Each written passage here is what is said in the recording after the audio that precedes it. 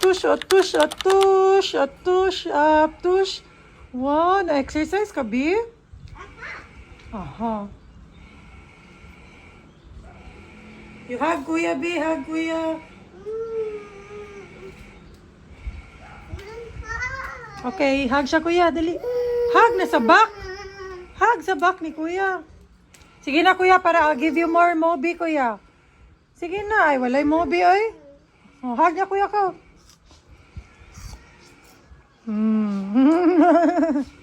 Good morning everyone. Adi na day morning.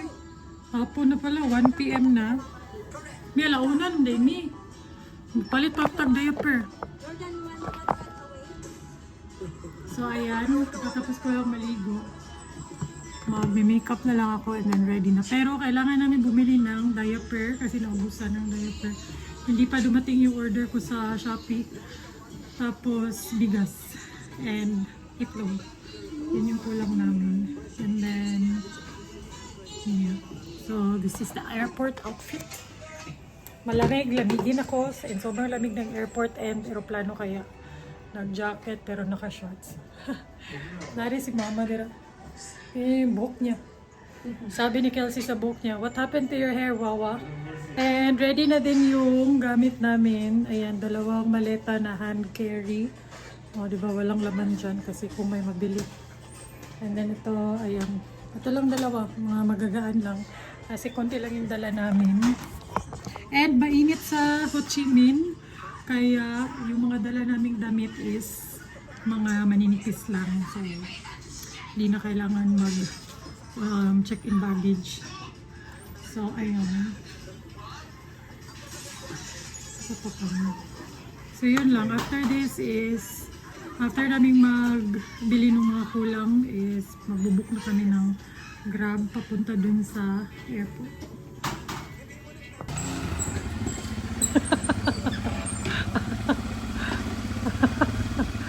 Titira dyan niya. Titira di guys siya. Ano naman? Kapit manit, pambira o sa katuan kan. Dili kita magbuwag lods kay makabangga naman tag mamligig maning ito. Di na mo kwarta. So, ano ko Peso na lang kayo may pangkuan.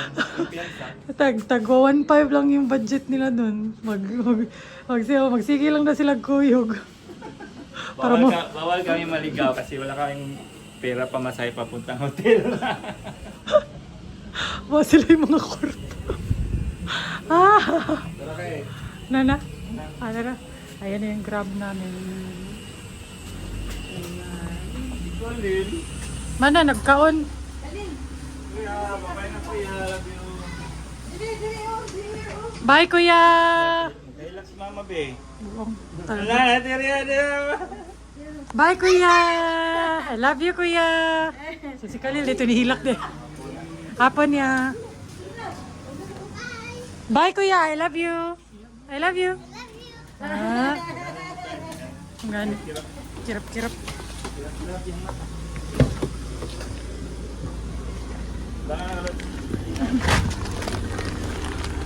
Thank you, kuya! Thank you.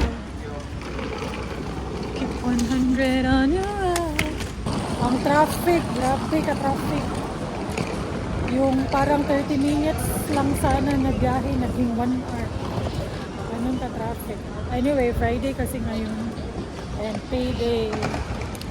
Tapos Valentine's din tomorrow. Anyway, we're here. Yung kapatid ko, dalawa kong kapatid, parang nandito na sila. Na sila sa amin kasi malapit lang naman yung bahay namin. Malapit lang yung bahay ng parents ko dito. No, Vietnam na sad siya, oh. Mura lang dili, 1.5 ilang baon eh. Napay, ang isa dili, 1,000 lagi. Ay, lagi nagbuwag. Oh. Pero tamang-tama lang yung dating namin kasi alas 6 pa naman yung boarding. And yeah, wala na akong masabi. Diyos ko, ang gulo pala ng buhok ko. Kasi nag-cellphone ako sa sasakyan. Masakit ako, ganyan kasi ako. Sumasakit yung ulo ko pag nagsa-cellphone sa sasakyan. Nabrak mo. Yo, sa trip na to, passport lang talaga dala ko. Tapos, ano na, mga screenshots na lang ng mga documents kasi nung, sila? Kasi nung nag-Taiwan kami, ang dami kong pinaprint na documents, mga COE, mga ITR, BIR ko, ganun. Walang chinek, bisan isa. Sayang yung mga pinrint ko. Parang meron na yan sa system siguro nila. So, ngayon wala na akong pinrint. Screenshot na lang lahat. Kasi sayang yung pagpapaprint. Na ako'y photographer dito. Na ako'y free photographer. Sisterets! My sisters! Ay, may pinrint pala yung kapatid ko. Yung ano namin, yung hotel. Ayan. Pero ini-screenshot ko na lang din to. Ayan. Kasama ko pa rin ang aking mga sisterets. And then si Kent, nagbabayad siya ng travel tax. And then of course, mura gitsag na ibaon, no? Pilay mong baon, me? Happy di mo kuyog. May pilay mong baon, me? Pilay mong baon? Zero. Zero. How to travel to Vietnam with zero pocket money. Si Ken naman, di na sila magbuwag ni Glenn kay pareha silang pocket money. Muda ko rag pocket money kung magkuyog. Bye, Stevie! And nakapasa na siya sa immigration. Happy kasi siya masangit kaya wala siya igog. Nagbayad siyang travel tax pero wala siya igog. Anyways, mababait naman yung mga IO na na-encounter namin. And katong Muslim. And family kasi pag family travel, mabilis lang talaga. Siya ato lang sa door. Okay, maluman na yun. Ito, niingon na ito ba nga? Dili siya horror IO. Anyways, wala kami lunch. So, mapilitan na naman kami mag-lunch dito. Tama talaga si Kent. Dapat nagdala kami ng Jollibee. Gate 15 man tanong. Dirito eh. Mga makata. Sila ay. Ako di ko. Mga pobre, manggod mo. Kaya bitaw sa airport pa lang kayo. Nag-ihap na silang pocket money. Kaya ba siya? Pila may magasto na po. Airport pa lang na. Mapakasakay aeroplane. Narito pikas. Kung may boss ba? Marag same rami. Ay kung manamin si Kendall ba kayo marag? Ano guro? Mga kontrabida. Gini mga kuyo. Kung mananalamin si Kendall Jenner, parang makikita niya parang makikita niya ako sa Versus! Check daw muna. Paano mag-travel ang mga walang budget? I-check sa ang price. Travel with people with the same kuan guys. Kasi parehas kami lahat mga pobre. So, parehas kami ng mga trip. Kung dato imong kuyog, magnanga jud ka. Kasi lang nanonood ng vlogs, hindi nila siniskip ang ads. Kahit daw matutulog na. ASMR. White noise ko. White noise. Yan, buti na lang napansin ko, nag-iba yung boarding gate namin from 15 na-transfer dito sa 21. Malapit na din kami mag-boarding, mga 30 minutes. Finally, boarding. Magsi 6 p.m. na, which 6:35 yung flight. So, dili siya delay.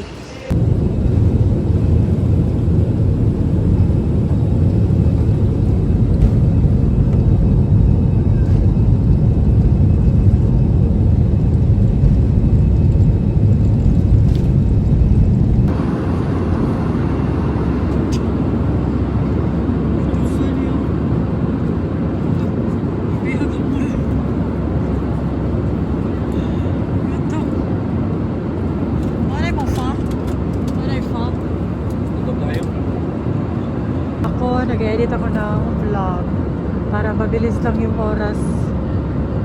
Edit na lang tayo. Sana all Sana all mabilis makatulog. Mahirap akong makatulog. At let's go. Buka na siya kayo. Kaya hindi ako nakapatulog sa mga ganito. Edit.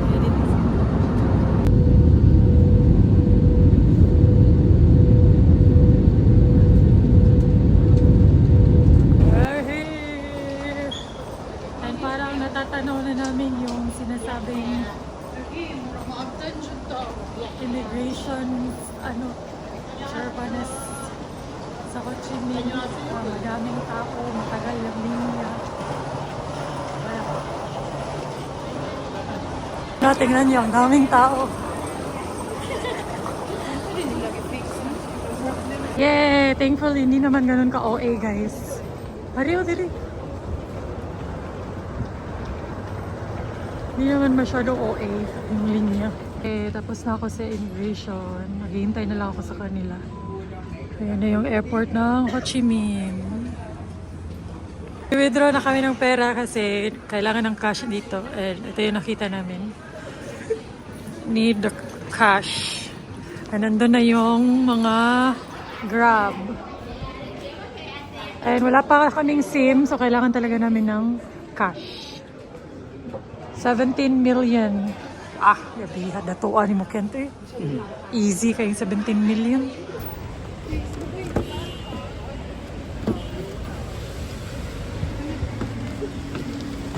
San paglain nga kwarta na zo, mga ikiyas lang. Bisa gipis. Wasa ba?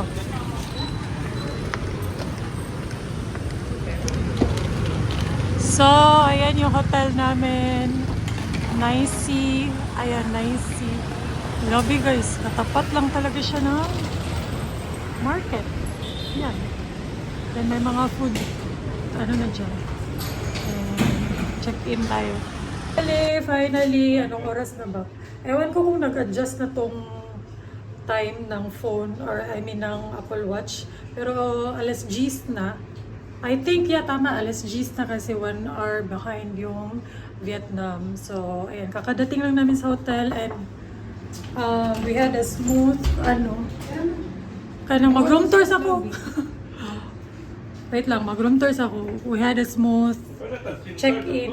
Nagbayad ka mag-SIM? Dali na tayo sa clock. I-search lang, eSIM Ho Chi Minh 5G. Katuntag 371. So, CR namin, decent naman siya guys.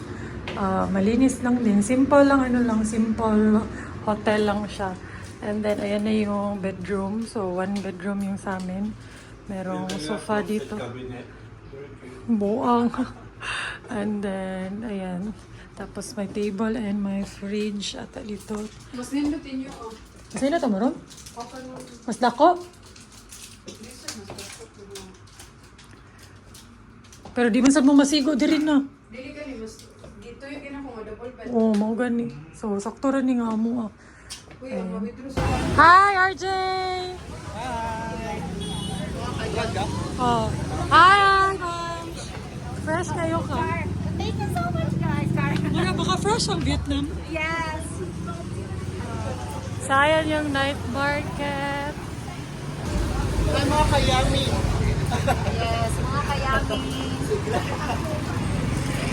Kami dito sa gilid lang ng hotel namin. Ayan siya. Itong sofa.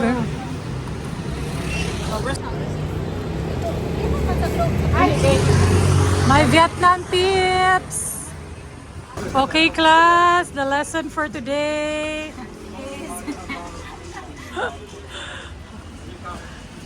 Yan, pork chop and... Wala, di na gid. 133 pesos lang po guys. Ang convert. Gani, kay Very more.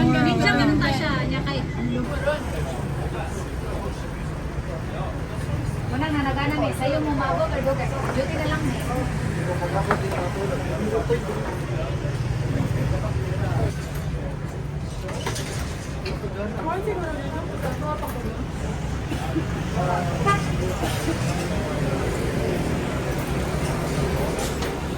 Beef. Okay.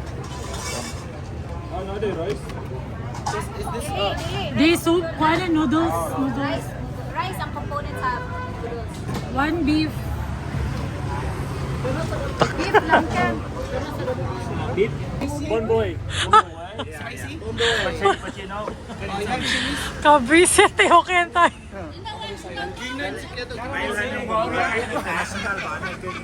Pachino. Ah, visit. Bonboy ka na. So, 1, 2. Pilatanan. Tawanan ka, ilang order diri ay. Ilang Bisaya. Bobo ko na, bobo. Bobo kasi kayo. Nag-transfer kami sa...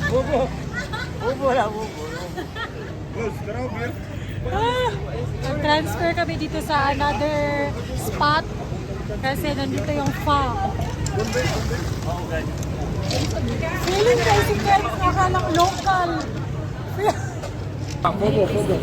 Pa-feeling. Bomba. Feeling kay Kaket nga makasabot ay. Ilawi kay. Ang aftertaste, tanawa, aftertaste. Ah, sige. Basig ibot, alis kilid-kilid na, gihihian ba? Hindi na sa mga basak na. Yan. Kasha sa garit ilas. Spicy. Hindi, maumaning kuan. Parking juice. Halang kayo? Ayan na yung order. Ang gulo namin. Hindi ko. Ha? Anyway. Ay, pa din niyo? Okay lang.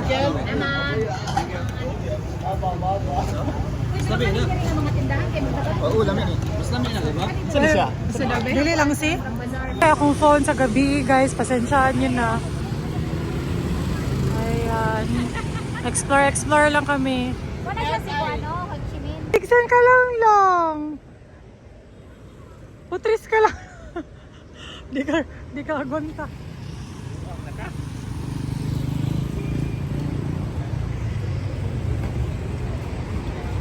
Punta kami dun sa party place. Kasi gabi na. Yun sa kuya. Nawa! Kala mo sure yun.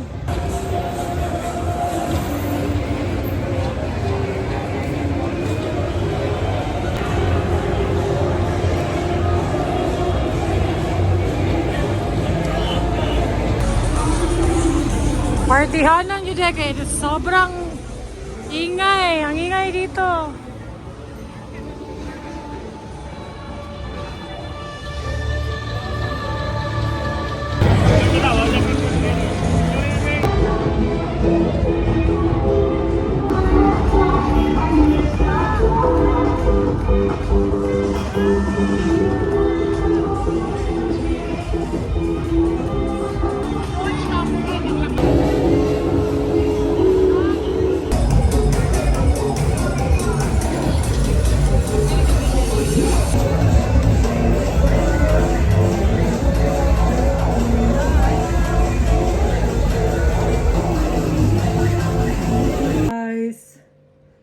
Nakakapagod. Parang naka 50k steps tayo for today's video. Yun lang naman ginawa namin. Nag food trip and then nagpunta dun sa party place nila. Kapagod. Kasi nilakad lang namin. Medyo malapit lang kasi siya sa hotel. Mga 10 minutes walk. Pero kapagod pa rin kasi galing sa ano, di ba? Biyahe. And anong oras na? Parang alas 2 na ata ng madaling araw. So, parang alas 3 na din sa Cebu. So, duka na jud kayo. And ang sarap sa feeling na nakahiga na finally. So tomorrow magtutour kami, day tour ganun. You'll see. And breakfast muna dito sa hotel kasi may free breakfast. Ay, by the way, anong masasabi namin sa hotel? Very nice location. Maganda talaga yung location. Yun yung una kong kinonsider talaga when booking the hotel. Yung location. Kasi katapat lang is mga kainan, market, and then walking distance lang din yung ibang mga mga magandang puntahan. Tapos meron ding pick up yung hop on hop off na bus dito. Sa tapat lang talaga ng hotel. Basta maganda yung location ng hotel na to. Nicey Nganha Hotel. Lagay ko somewhere dito. Sa Agoda ko siya na-book. Pwede nyo rin i-book sa Klook kung mas mura. I-compare nyo muna yung prices. Pero nung nag-book kami, nung kinompare ko, mas mura siya sa Agoda. Kaya sa Agoda ako nag-book. So, meron na din siyang kasamang breakfast. Basta mura lang dito. Reasonable na yung price. Decent na yung room. Meron na kasamang breakfast and convenient yung location. So, marirecommend namin yung hotel. Kung hindi ka naman maarte sa accommodation, okay na siya. Decent na din siya. And also guys, mura dito. Mura. Kung mura yung Thailand, I think mas mura yung Vietnam sa pagkakaalala ko. Murang Pilipinas.